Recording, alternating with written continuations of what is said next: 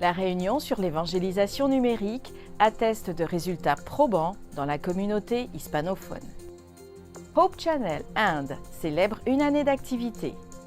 ADRA Haïti distribue de la nourriture à des centaines de victimes des récentes inondations. Ces histoires et d'autres nouvelles de l'Église adventiste mondiale, maintenant sur ANN.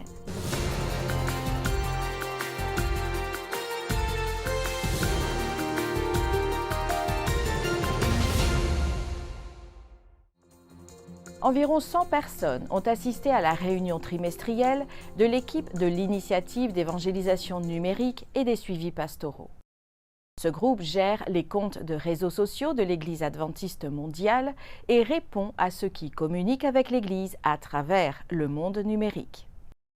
La réunion était axée sur le travail réalisé par l'équipe espagnole pour la communauté hispanophone. Cette équipe est composée de 16 personnes, principalement basées au Venezuela et au Mexique. Elle a rapporté le nombre de vues de leurs publications et la croissance des abonnés sur leurs réseaux sociaux. Au mois de juillet, près de 4000 commentaires ont été reçus. L'équipe a répondu à plus de 2000 de ces commentaires, en a examiné 1500 et en a traité 3600. En moyenne, 73% des commentaires directs sont répondus dans la première heure. William Costa Jr., directeur de la communication au siège mondial de l'Église adventiste, a réfléchi à l'importance d'un engagement total envers Dieu de la part de tous ceux qui œuvrent à l'avant-garde de l'évangélisation numérique. Ce que je vous propose aujourd'hui, c'est de ne pas considérer ce que vous faites comme un simple travail. Bien sûr, c'en est un, mais ce n'est pas seulement ça. Ce travail est une occasion d'inspirer et de motiver les autres. Je vous le garantis, si vous vous en remettez entièrement à Dieu et utilisez votre créativité pour sa gloire, le même bara, la même puissance du Créateur de l'univers, peut être l'outil qui donnera une orientation à ce que vous faites.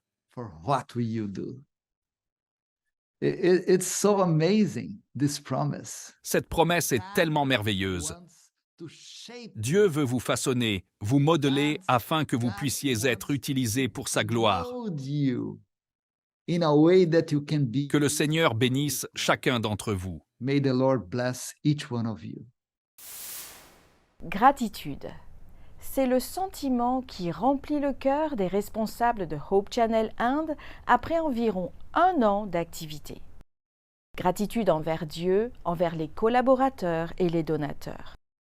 Grâce à eux, l'unique et merveilleux message adventiste plein d'espoir atteint des millions de personnes en Inde et dans les pays voisins.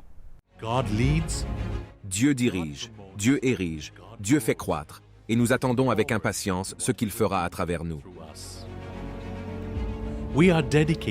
Nous sommes engagés à partager le message d'espoir et de plénitude de Dieu. Il nous a tant donné à partager avec ce monde. Et notre mission est d'atteindre l'Inde et les pays voisins avec un message adventiste unique d'espoir et de plénitude, centré sur Christ. Ce rapport est dédié aux partenaires de prière, aux bienfaiteurs et aux donateurs. Nous sommes reconnaissants parce que, grâce à votre abnégation, nous semons des millions de graines. Harport Studio a commencé à produire des programmes à partir d'octobre 2022 pour partager l'Évangile avec l'immense population du pays. Nous vous remercions pour le soutien que vous avez apporté à Harport Studio pour la production de programmes contextualisés en fonction de la culture du public. Harport Studio dispose d'une équipe de 8 membres qui ont consacré leur vie à servir Jésus-Christ et accomplir la mission de l'Évangile. Notre studio fonctionne du lundi au vendredi, de 8h30 à 18h. Bien que notre équipe soit jeune et naissante, Dieu lui a donné des connaissances spéciales pour travailler. Les membres de l'équipe sont actifs même pendant les week-ends, accomplissant le mandat évangélique.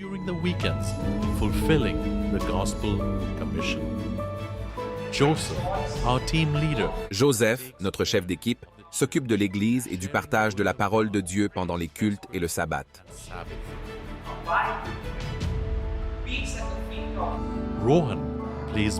Rohan joue de la musique dans l'église locale.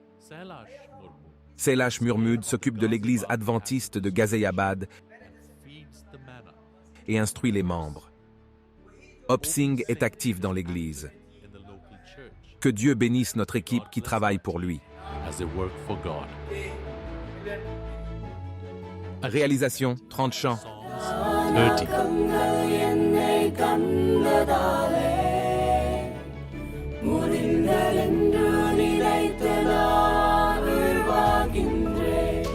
Sermons.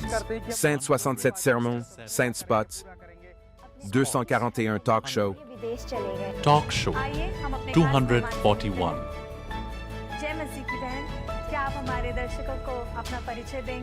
Turning point. 26 turning points, 40 écoles du sabbat, 52 prophéties, Prophecy.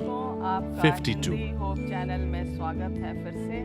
Life-changing testimonies. 52 témoignages inspirants, 30 jeunesses, 52 programmes sur la santé, total 544. 544. La semaine prochaine, nous poursuivrons notre découverte depuis le studio à Pour de Hope Channel Inde. Dans le dernier épisode de ANN, nous avons rapporté les moments forts du 13e Camporé international des explorateurs organisé par l'Église adventiste du 7e jour dans la région transeuropéenne.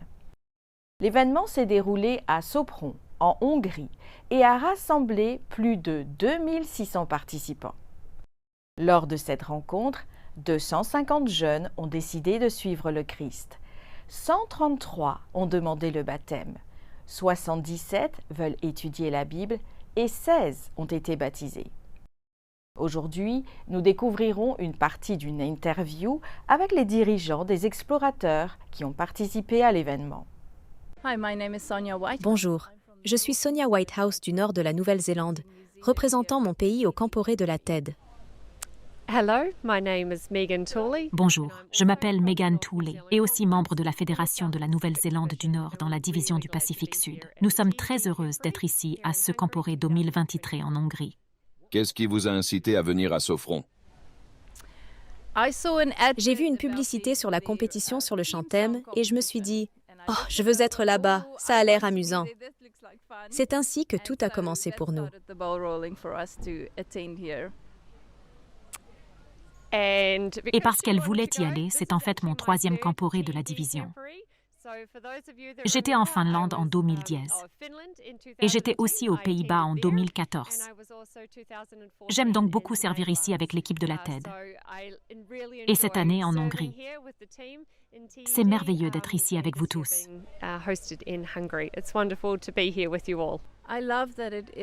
J'aime que le Camporé soit conçu pour conduire nos jeunes vers Dieu. Ce n'est pas tant le camping ou l'aventure qui compte, mais c'est avant tout l'aventure avec Jésus. S'ils peuvent saisir cela, s'ils peuvent voir qu'ils peuvent changer le monde, en commençant par leur propre club, dans leur propre ville, il n'est pas nécessaire d'entreprendre quelque chose de trop grand au début. Vous commencez par ce que vous êtes. Si nos enfants comprennent cela, ils peuvent vraiment faire une différence. Notre rôle est bénévole. Nous le faisons par amour.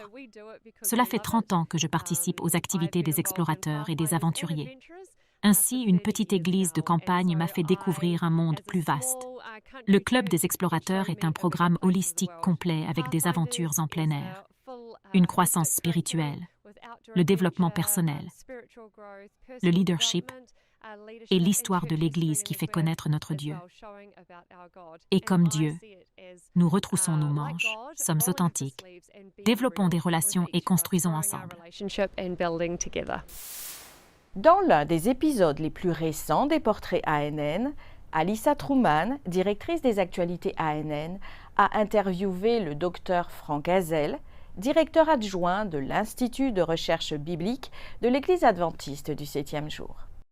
Au cours de la conversation, le docteur Hazel raconte comment il a expérimenté la fidélité pendant son enfance alors qu'il était à l'école élémentaire. Il était le seul adventiste de son village en Allemagne.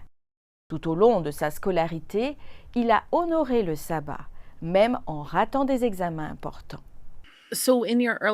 Dans votre enfance, vous êtes allé à l'école. S'agissait-il d'une école adventiste, d'une école publique? Comment se passe la vie d'un jeune adventiste en Allemagne? C'est peut-être très différent de ce à quoi les autres adventistes sont habitués, notamment aux États-Unis et dans d'autres parties du monde. En Allemagne, nous n'avions pas l'éducation adventiste, sauf un lycée, mais pas d'école primaire ou d'école religieuse. Rien du tout quand j'étais enfant. J'ai dû aller à l'école publique et j'étais le seul étudiant adventiste du 7e jour dans mon petit village. In fact, I was the only Seventh-day Adventist student in my little village. And si vous êtes adventiste du 7e jour et que vous êtes le seul, vous devez défendre votre foi. C'est ce que je devais faire. J'ai dû aller à l'école, parler au principal, au directeur de l'école. Je lui ai dit que j'étais adventiste et que je n'irais pas à l'école le jour du sabbat. Il a demandé pourquoi. J'ai dit, pour des raisons religieuses. L'Allemagne accorde la liberté religieuse à ceux qui, pour des raisons de conscience, veulent suivre leur conscience. Il a eu l'amabilité d'accepter ma requête. Il connaissait les lois. Et il m'a accordé cette autorisation. Mais tous les enseignants que j'ai eus n'étaient pas aussi enthousiastes et positifs. Certains de mes enseignants ne voulaient pas croire que je ne viendrais pas à l'école le jour du sabbat. Et ils ont dit, si tu ne viens pas le jour du sabbat, tu dois apprendre tout ce que nous avons discuté à l'école ce jour-là. Le lundi, ils ne manquaient pas de m'interroger. Je n'avais pas de week-end de libre le dimanche. Je devais rencontrer mes amis et savoir ce qui avait été abordé en classe. Je devais donc apprendre le dimanche pour être prêt le lundi matin à répondre à des questions spécifiques sur le sujet abordé ce jour-là. Un enseignant en particulier n'aimait pas du tout cela. Et il a délibérément placé un examen le jour du sabbat. Il a dit, « Nous ferons l'examen le jour du sabbat. Vous feriez mieux d'être là. » J'ai répondu, en m'excusant, que je ne viendrais pas. J'ai finalement passé l'examen seul, ce qui n'est pas une expérience agréable. Mais il savait que j'étais sérieux. Il n'a plus jamais programmé d'examen le jour du sabbat. And so God provided, and helped me to. Dieu a pourvu à mes besoins et m'a convaincu dès mon plus jeune âge de nos croyances en tant qu'adventistes et de ceux que nous défendons. Étonnamment, Alyssa, cela a changé lorsque j'ai fréquenté une école adventiste. Ma foi a été quelque peu ébranlée, ce qui est une autre histoire intéressante. Les portraits sont une rubrique de ANN qui met en lumière des histoires inspirantes et des témoignages de la fidélité de Dieu qui a transformé la vie des dirigeants adventistes. Après la pause, nous reviendrons avec d'autres nouvelles sur ce que réalisent les adventistes à travers le monde.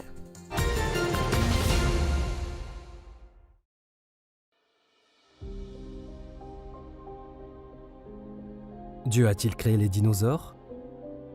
Il est facile de regarder ces énormes créatures terrifiantes et de se demander si un Dieu bon les aurait créées. Et parce qu'elles sont utilisées comme preuve de l'évolution, certains nient leur existence. Cependant, des fossiles abondants montrent clairement que les dinosaures ont existé. Cela ne signifie pas que Dieu voulait des monstres mortels dans sa création d'origine. Notre monde a changé et les prédateurs d'aujourd'hui, comme les requins, sont redoutables. Mais notre monde compte encore de nombreuses créatures douces. Les prédateurs actuels nous parlent de la puissance de Dieu, mais nous savons que celui-ci n'a jamais voulu la violence dans sa belle création. Les dinosaures peuvent inspirer la crainte, mais tout comme nous attendons que le lion se couche avec l'agneau dans la nouvelle création divine, nous pouvons espérer que les dinosaures, dans leur douce magnificence originelle, seront aussi présents.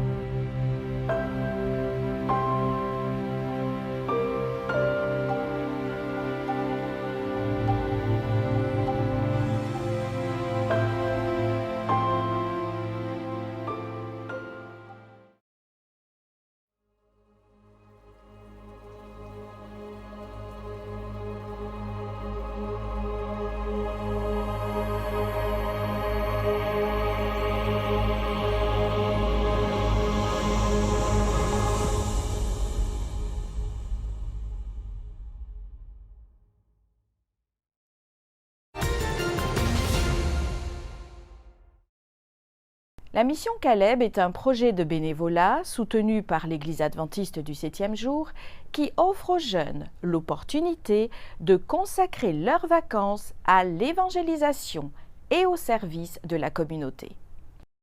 Découvrez l'histoire de Vinicius qui a connu l'Église adventiste grâce à la mission Caleb. Aujourd'hui, il est le dirigeant d'une église locale dans l'État brésilien de São Paulo. Seigneur, il y a tant d'églises. S'il y en a une qui est vraiment fidèle à ta parole, montre-la-moi, s'il te plaît, Seigneur.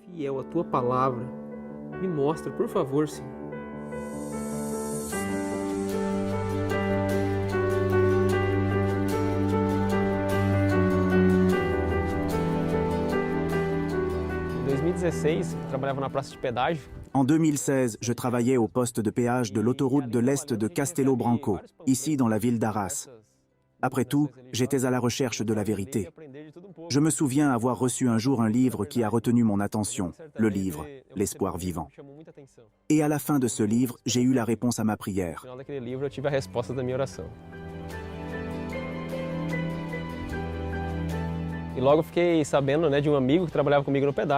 J'ai rapidement appris l'existence d'un ami qui travaillait au péage comme moi.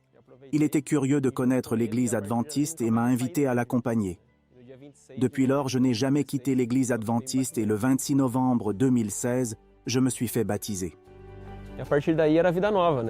À partir de là, c'était une nouvelle vie. J'ai quitté mon travail et je suis retourné chez mes parents. Ils vivent à la ferme et j'ai commencé à y travailler. J'ai fait un peu de tout jusqu'à ce que je retrouve un sens à ma vie. Il est intéressant de constater que Dieu a pris soin de chaque détail. J'ai donc passé l'examen public et j'y travaille encore aujourd'hui, en tant qu'opérateur de machine.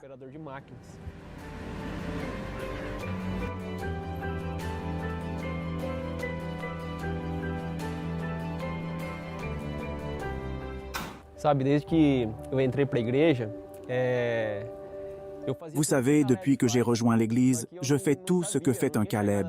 Mais je ne savais pas. Je ne fréquentais pas encore l'Église à ce moment-là. J'étais déjà Caleb, mais je ne connaissais pas cette mission. Et à partir de là, j'ai commencé à accompagner l'ancienne de notre Église, qui était Sœur Elma. Elle rêvait d'évangéliser, ici, près de la ville d'Arras. Et connaissant ce rêve d'évangéliser, quel intérêt pour moi? Et une femme de là-bas vient nous voir. Elle avait déjà eu des études bibliques sur WhatsApp et Facebook avec une personne du Nord-Est et elle était prête pour le baptême. Dès lors, nous avons su que Dieu nous y conduisait, et après son baptême et celui de sœur Ana Lucia, nous avons commencé notre première mission Caleb dans le village, et donné notre première classe de Bible où nous avons réuni d'anciens adventistes. Et c'est cette classe de Bible. Elle a duré environ 3 ans et de nombreuses décisions ont été prises.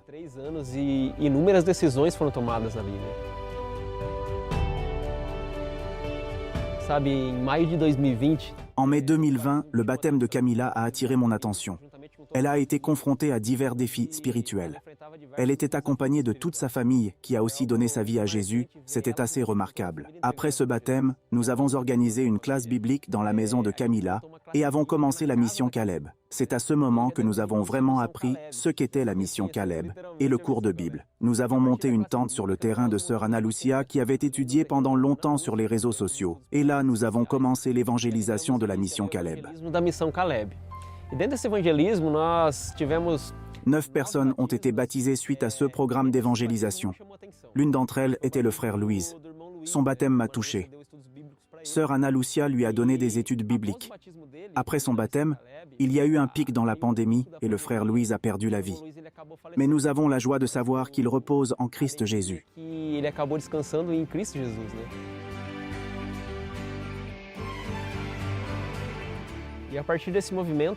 La mission ne s'est pas arrêtée à ce mouvement.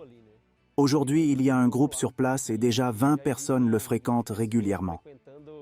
Quand je regarde mon cheminement chrétien, je vois que ma vie est liée à la mission Caleb. Aujourd'hui, je suis directeur d'une église fondée par les Caleb. J'ai trouvé un sens à ma vie. Je me suis rendu compte que je ne suis pas Caleb seulement pendant les périodes de vacances, mais pour le reste de ma vie, jusqu'à ce que Jésus revienne. Je suis Caleb. L'Agence adventiste de développement et de secours ADRA en Haïti a distribué des centaines de kits alimentaires et d'hygiène aux victimes des pluies torrentielles qui se sont abattues sur plusieurs communautés dans la partie sud du département de l'Ouest à Port-au-Prince. Selon la protection civile en Haïti, les inondations ont causé des glissements de terrain qui ont fait 51 morts, des dizaines de blessés, 39 000 maisons inondées et plus de 3 500 personnes évacuées. ADRA Haïti a distribué de la nourriture, des kits d'hygiène et divers articles dans les communautés de Carrefour, Mariani, Mégère, Gressier et Léogane. Myrlène Jean-Pierre, directrice d'ADRA Haïti, a déclaré que l'agence adventiste avait travaillé avec des partenaires tels que l'UNICEF, l'Organisation internationale pour les migrations et le Programme alimentaire mondial pour aider les zones vulnérables. Des centaines de personnes ont fait la queue pour recevoir des couvertures, de l'eau, des sacs de riz, des haricots, de l'huile et d'autres aliments non périssables, ainsi que des articles non alimentaires pour leur famille. Les adventistes dans les plus grandes zones urbaines des États-Unis reconnaissent l'importance de toucher les jeunes et leurs enfants de leur communauté. Les membres d'Église se connectent activement avec ces groupes pour partager l'amour et les soins du Christ avec eux.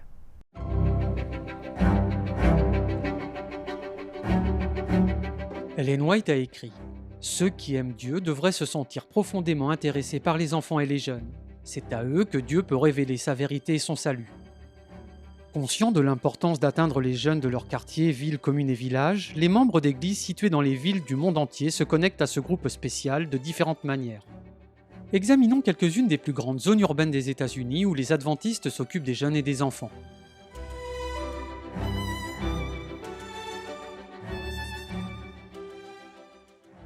Los Angeles, en Californie, est la deuxième plus grande ville du pays. Dans la grande région de Los Angeles, les membres d'une église adventiste du 7e jour vietnamienne ont compris qu'il fallait apprendre aux jeunes générations à parler vietnamien, afin qu'ils puissent communiquer avec les membres de leur famille plus âgés qui ne parlent pas anglais. L'église a ouvert la première école de langue vietnamienne de la ville. Les enfants apprennent non seulement la langue, mais se familiarisent également avec leur culture. Ce qui n'était au départ que des cours hebdomadaires est devenu un camp d'été, puis un programme extrascolaire. L'ouverture de l'école de la langue a permis aux membres de l'Église de répondre à un besoin de la communauté et de servir les habitants de la ville.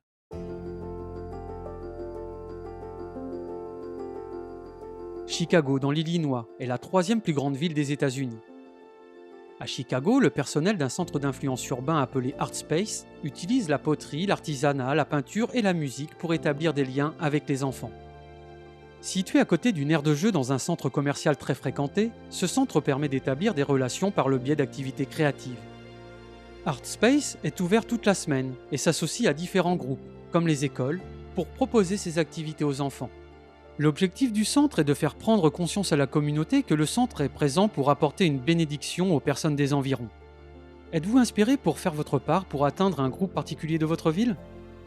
Il y a les étudiants universitaires, les sourds, les jeunes parents, les soignants, tous ceux qui peuvent bénéficier de votre interaction avec eux. Visitez le site missiontothecity.org pour trouver des ressources et d'autres idées sur la façon dont vous pouvez utiliser vos compétences et talents pour atteindre les habitants de votre ville. Rendons-nous à présent dans le sud de l'Asie. L'Église adventiste du 7e jour a organisé une série de rencontres de réveil spirituel dans le nord et le sud du Bangladesh. Les jeunes et les services de parrainage d'enfants du Bangladesh ont collaboré dans cet effort, montrant une formidable manifestation de foi et d'unité. Ces rencontres, sous le thème « Vivre en Christ et être son témoin », visaient à inspirer les jeunes à développer leur relation avec le Christ et à devenir des ambassadeurs efficaces de leur foi. Les dirigeants adventistes locaux ont exprimé leur soutien total à la conduite de ce programme. À la suite de ces rencontres, 72 personnes ont décidé de témoigner de leur foi par le baptême.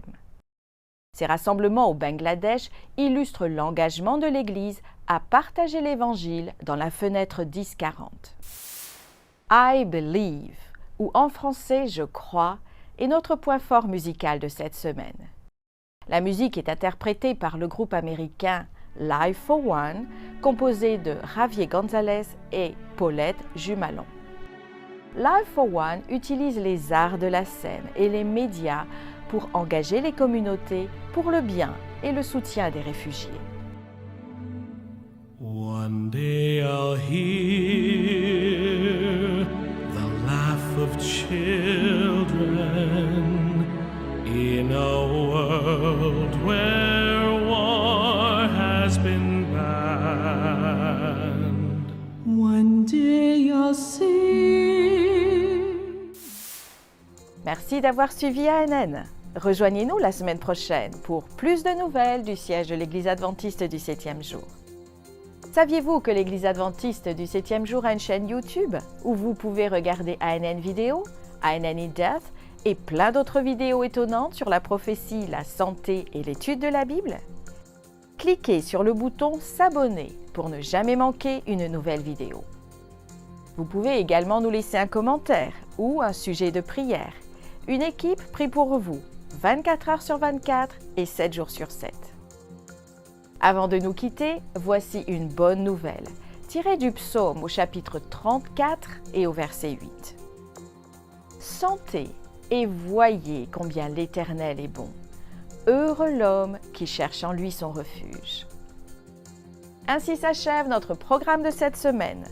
N'oubliez pas que vous pouvez toujours visiter adventiste.news/fr pour des nouvelles quotidiennes et des vidéos. À la semaine prochaine pour d'autres nouvelles de foi, d'amour et d'espérance. Que Dieu vous bénisse.